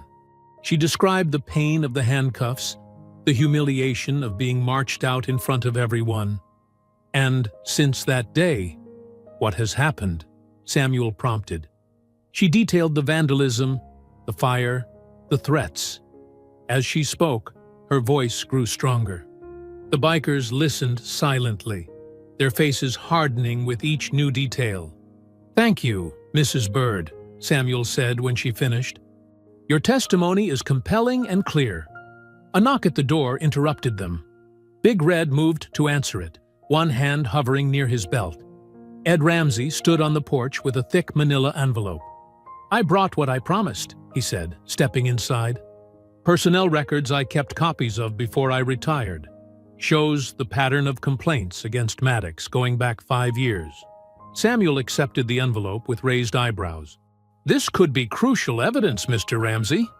"Should have done it years ago," Ed said gruffly. "Better late than never." Throughout the morning, a steady stream of neighbors arrived. Some to give statements, others to drop off food or simply to check on Evelyn. Janelle recorded each testimony methodically, while Knuckles and Stitch helped elderly neighbors fill out written statement forms. Mr. Torres brought his teenage son Miguel to translate for Spanish-speaking residents who wanted to contribute their experiences. The boy worked diligently, carefully converting their words into precise English for Samuel's records. "We're building more than a case," Samuel observed quietly to Evelyn. "We're documenting a community's struggle." Around noon, Tinker burst through the front door, his face flushed. "They're making moves," he announced. "Frank Dillard is at the Wilsons' house down the street." Samuel frowned. "The Wilsons gave statements last night." "He's trying to get them to recant," Tinker confirmed, offering to review their mortgage situation if they clarify what they said. Big Red started toward the door, but Evelyn raised her hand. "Wait, let me call Reverend Jackson first." Within 20 minutes, 5 church elders had gathered outside the Wilsons' home. They didn't say a word, just stood on the sidewalk, arms crossed, watching. Frank Dillard emerged shortly after, his face red with frustration. He climbed into his Mercedes and sped away. Meanwhile, across town, Officer Maddox was having his own difficulties. He'd approached Marisol Rivera at the grocery store, cornering her by the produce section. "You should think hard about the consequences of lying about a bank manager," he'd told her, standing too close. "Immigration checks everyone these days." But he hadn't noticed the 3 Hells Angels members who had been following him since morning. Stitch stepped forward, phone recording. "Problem, officer?" he asked loudly, drawing the attention of other shoppers. Maddox backed away, muttering about routine inquiries. By mid-afternoon, the word had spread through Stonebrook's neighborhoods. Anyone approached by police or bank officials was to call a designated number immediately. The community had organized itself into a protective network. Harvey Collins, a Vietnam veteran who lived 3 doors down from Evelyn, parked his truck in front of her house and refused to leave. "Taking the first watch," he announced, a thermos of coffee in one hand. "Sir, we've got this covered," Knuckles assured him. "No offense to you boys," Harvey replied, settling into his seat, "but I've been watching over this street since before you were born." Inside, Samuel and Janelle continued processing statements. Tinker had transferred the helmet cam footage to multiple flash drives and cloud accounts for safekeeping. "We need to prepare for the press," Samuel told Evelyn. "Once we file on Monday, the media will be all over this. Are you ready for that?" Evelyn considered the question. A week ago, the idea would have terrified her. Now she nodded firmly. "If telling my story helps others, then yes, I'm ready." As evening fell, the crowd gradually dispersed. Samuel packed his files, promising to return Sunday afternoon for final preparations. The bikers set up their usual rotation, with Big Red taking the first night shift. Evelyn moved through her house, straightening cushions and washing teacups, her movements deliberate and calm. The fear that had paralyzed her earlier in the week had transformed into something else, a quiet resolve that steadied her hands and strengthened her spine. In her bedroom, she picked up a framed photograph from her dresser. James Byrd smiled back at her, his army uniform crisp, his expression proud. Her husband had been gone 15 years now, but she still talked to him every night. She placed the photo on her nightstand, angling it so his face caught the lamplight. "We're fighting back, James," she whispered, running her finger along the frame. "I'm not afraid anymore."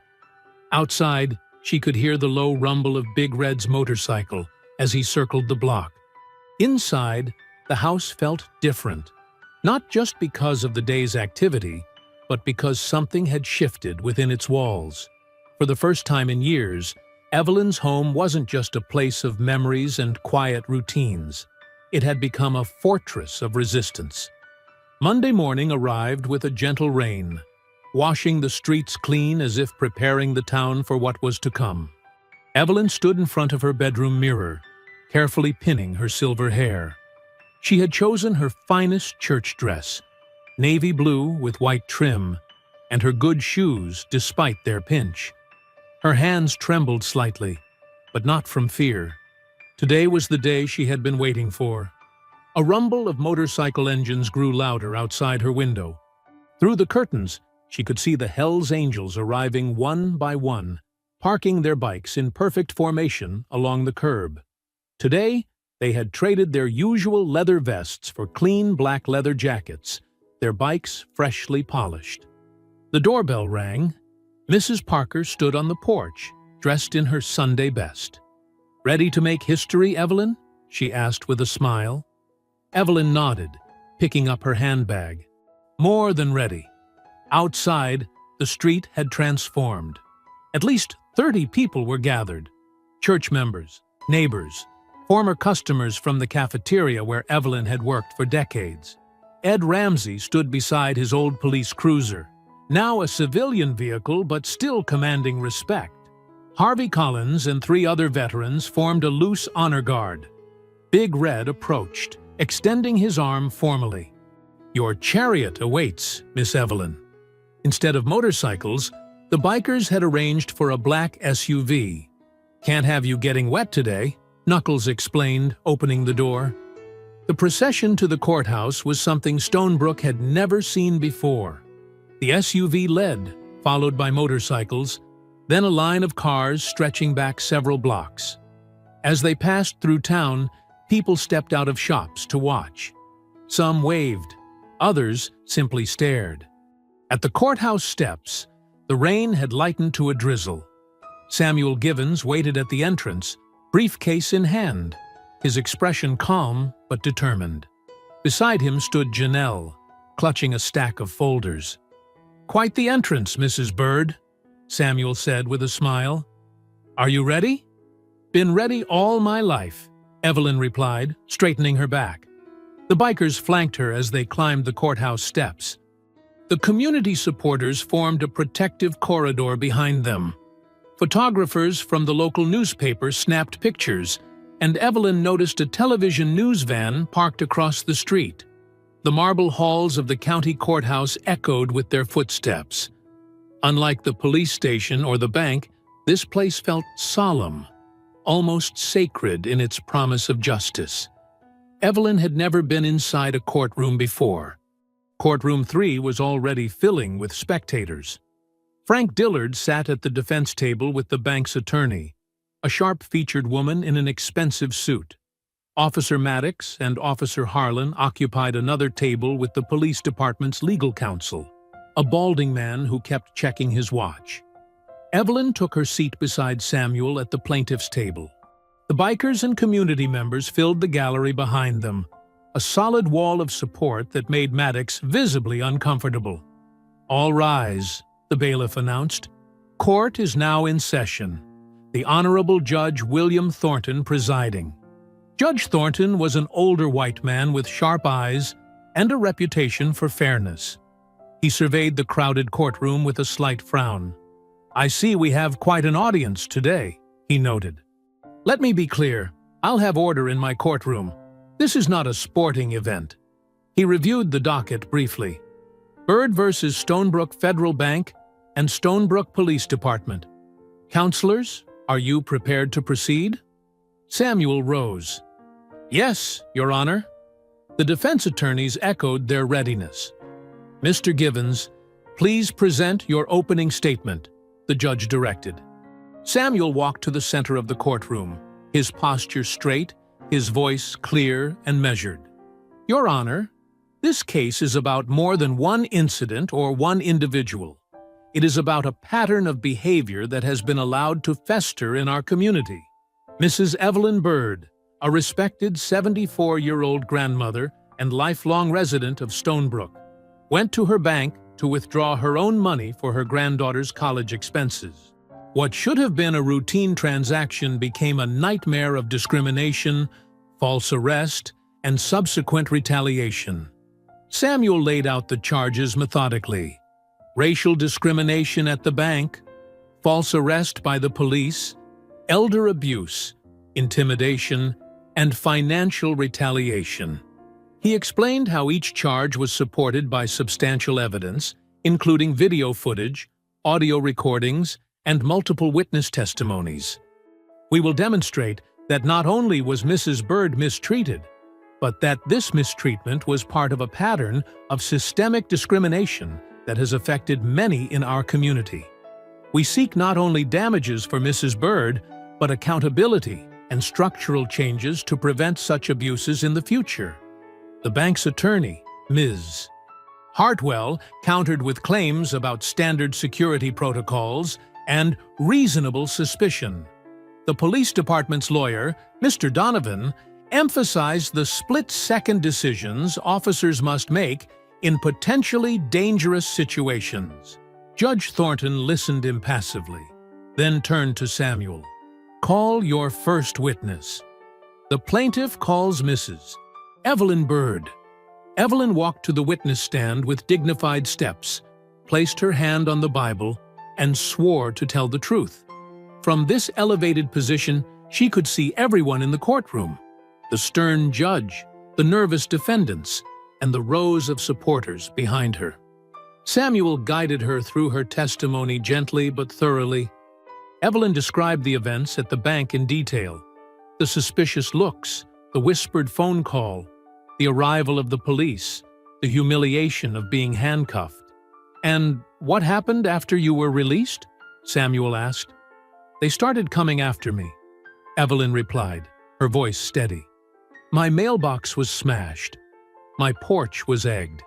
They put a freeze on my bank account. And then," her voice caught slightly, "someone set fire to my shed. Left a note telling me to drop the case." The judge's expression darkened. "Do you have evidence linking these acts to the defendants?" "Yes, Your Honor," Samuel interjected. "We'll present that evidence shortly." After Evelyn's testimony, Samuel called Marisol Rivera to the stand. The young bank teller approached nervously, her eyes darting toward Frank Dillard, who glared at her openly. "Ms. Rivera, please tell the court what you witnessed at Stonebrook Federal Bank on the day in question," Samuel prompted. Marisol took a deep breath. "Mr. Dillard, the manager. He saw Mrs. Bird and immediately made a face. When the teller called him over about the withdrawal, he said, "Why does one of these welfare grannies need that kind of cash?" Then he whispered to Ryan to call the police because these people were probably running some kind of scam. Objection. Ms. Hartwell stood up. Hearsay. Your Honor, Ms. Rivera was present and directly heard these statements as an employee, Samuel countered. Overruled, the judge decided. Continue, Ms. Rivera. Marisol described how Frank had made similar comments about other black customers, especially those making large withdrawals. He told us to always double-check their IDs, but he never said that about white customers. Next came the video evidence. Samuel played the helmet cam footage from Tinker's motorcycle, showing the arrest from a clear angle. The courtroom fell silent as they watched Officers Maddox and Harlan roughly handcuffing Evelyn, ignoring her explanations, marching her toward the squad car. Frank Dillard was called to the stand. Under Samuel's cross-examination, he grew increasingly defensive, contradicting his earlier statements about security concerns. When pressed about his different treatment of customers, he snapped, "Some people just raise more red flags than others." "And what flags did Mrs. Bird raise specifically?" Samuel asked. Frank hesitated. "It was just a feeling." "A feeling based on what, Mr. Dillard?" "Experience," Frank said stiffly. "Experience with elderly black women in particular?" By the time Officer Maddox took the stand, the tension in the courtroom was palpable. Samuel methodically walked him through his actions that day, contrasting them with proper police procedure. When confronted with the evidence of retaliation, Maddox's composure cracked. "Look, we've got protocols for suspicious activity. Maybe they don't look pretty on camera, but I was doing my job. And was it also your job to drive by Mrs. Bird's home repeatedly? To issue frivolous citations?" Samuel pressed. "I patrol where I'm needed," Maddox snapped. "And some neighborhoods need more attention than others." "Neighborhoods like Mrs. Bird's?" Samuel asked quietly. "Those people," Maddox began, then caught himself. "That area has had issues." "What people, Officer Maddox?" Samuel asked, his voice perfectly calm. Maddox's face reddened. "I didn't mean anything by that." The day proceeded with witness after witness. Community members testified about similar experiences. Former officers spoke about the department's unwritten policies. Banking experts confirmed that Mrs. Bird's transaction should never have triggered suspicion. As the afternoon wore on, even Judge Thornton's impassive facade showed cracks of concern. He interrupted occasionally with pointed questions that suggested he was troubled by the pattern emerging. By 4 o'clock, both sides had presented their cases. Samuel's closing argument was brief but powerful, emphasizing not just the harm done to Evelyn, but the broader implications for the community. "Your Honor," he concluded, "what happened to Mrs. Bird was not a mistake or a misunderstanding. It was the predictable outcome of systemic prejudice that has been allowed to operate unchecked. We ask not just for damages, but for accountability and change." Judge Thornton removed his glasses, rubbing the bridge of his nose. The courtroom was silent, waiting. "I have heard considerable testimony today that requires careful consideration," he announced finally. "I will deliver my decision tomorrow morning. All parties are to return to this courtroom at 9:01 a.m. sharp." He struck his gavel. Court is adjourned. As people began to file out, Evelyn remained seated, her hands folded in her lap. She felt oddly calm, as if something heavy had been lifted from her shoulders. Whatever happened tomorrow, she had spoken her truth in a place where it had to be heard. Big Red approached, offering his arm. "You did good, Miss Evelyn. Real good." She smiled up at him, rising steadily to her feet. "We all did, Red. We all did." The courthouse was already packed by 8:30 Tuesday morning. People squeezed into the wooden benches, their whispers filling the room with a nervous energy. Evelyn sat at the plaintiff's table in her best navy dress, the one she usually saved for Easter Sunday. Her hands trembled slightly as she arranged her purse on her lap.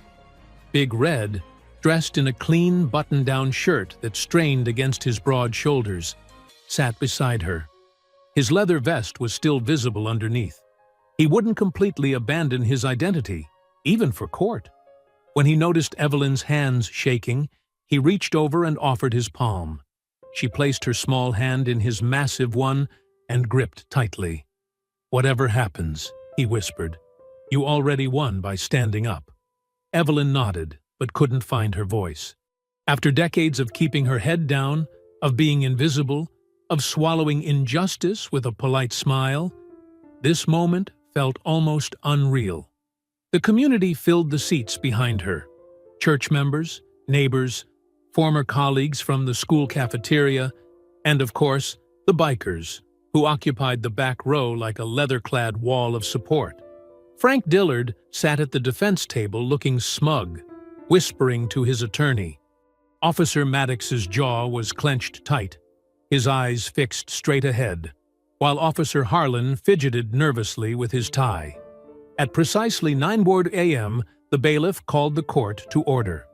All rise for the Honorable Judge William Thornton. Everyone stood as Judge Thornton entered, his black robes flowing behind him. His face revealed nothing as he settled into his chair and arranged his papers. "You may be seated," he said, his voice carrying through the hushed courtroom.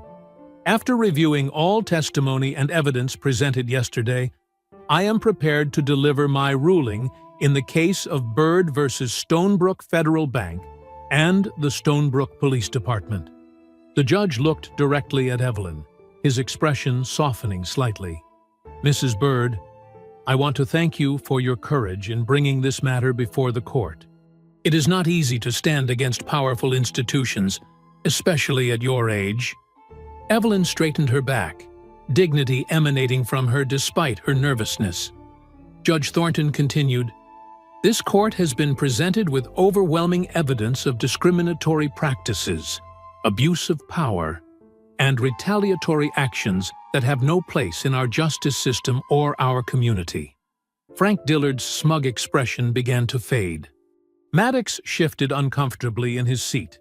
The evidence clearly shows that Mrs. Byrd was targeted because of her race, subjected to humiliation and physical distress during an unwarranted arrest, and then suffered calculated retaliation when she sought justice.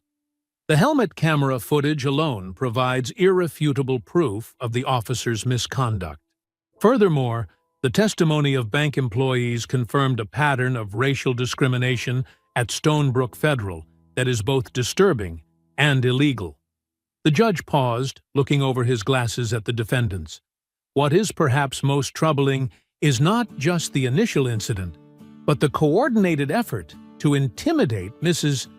Byrd into dropping her complaint, an effort that escalated to property damage and threats of violence. Evelyn's grip on Big Red's hand tightened. The room was completely silent. "Therefore, I am ruling in favor of the plaintiff on all counts," Judge Thornton declared. "The court orders the following remedies." He looked down at his papers. "First, Stonebrook Federal Bank and the Stonebrook Police Department are jointly ordered to pay Mrs. Evelyn Byrd compensatory damages in the amount of $1.5 million for emotional distress, civil rights violations, and related damages." A collective gasp rippled through the courtroom. Evelyn's free hand flew to her mouth. "Second, Frank Dillard is to be terminated from his position at Stonebrook Federal Bank, effective immediately, and barred from holding management positions in financial institutions for a period of no less than 7 years. Frank's face drained of color. His attorney placed a restraining hand on his arm. Third, Officers Brent Maddox and Cliff Harlan are suspended without pay pending a federal civil rights investigation into their conduct. I am recommending their permanent removal from the force. Maddox's face twisted with anger, but Harlan simply slumped in his seat, staring at the table.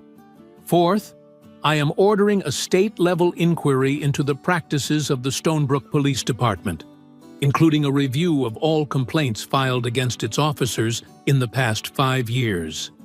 The police chief, seated in the gallery, closed his eyes briefly, his expression grave. Fifth, Stonebrook Federal Bank is fined $250,000 for discriminatory practices and ordered to implement anti-bias training for all employees, with results to be reviewed quarterly by an independent monitor. The judge set down his papers and looked at the entire courtroom. Let this ruling serve as a reminder that justice is not reserved for the powerful or the privileged.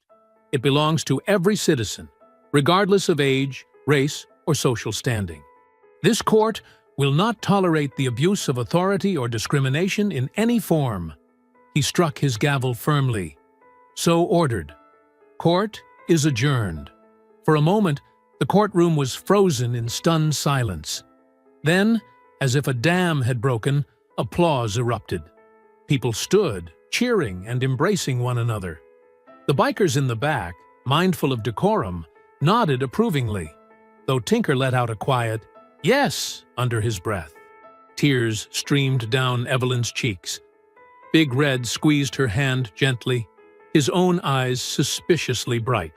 Samuel turned to her with a broad smile, shaking her hand formally before giving in and hugging her. "We did it, Mrs. Bird," he said. "You did it." Evelyn could barely speak through her tears. "All these years," she managed. "All these years of keeping quiet." Big Red helped her to her feet as reporters began pressing forward, held back only by the bailiff. Frank Dillard stormed out of the courtroom, his attorney hurrying behind him. Officer Maddox stood rigid with fury, while Harlan seemed to have aged 10 years in the last hour. "Let's get you outside," Big Red said protectively. "Take a breath of fresh air." The bikers formed a loose honor guard, escorting Evelyn through the crowd. People reached out to touch her shoulder, to offer congratulations. Mrs. Geraldine Parker from next door embraced her, both women crying together. As they emerged onto the courthouse steps, the bright morning sun felt symbolic. A new day indeed. Reporters clustered at the bottom of the steps, cameras flashing. Evelyn paused, momentarily overwhelmed by the attention. "You don't have to talk to them if you don't want to," Big Red assured her. But Evelyn straightened her shoulders.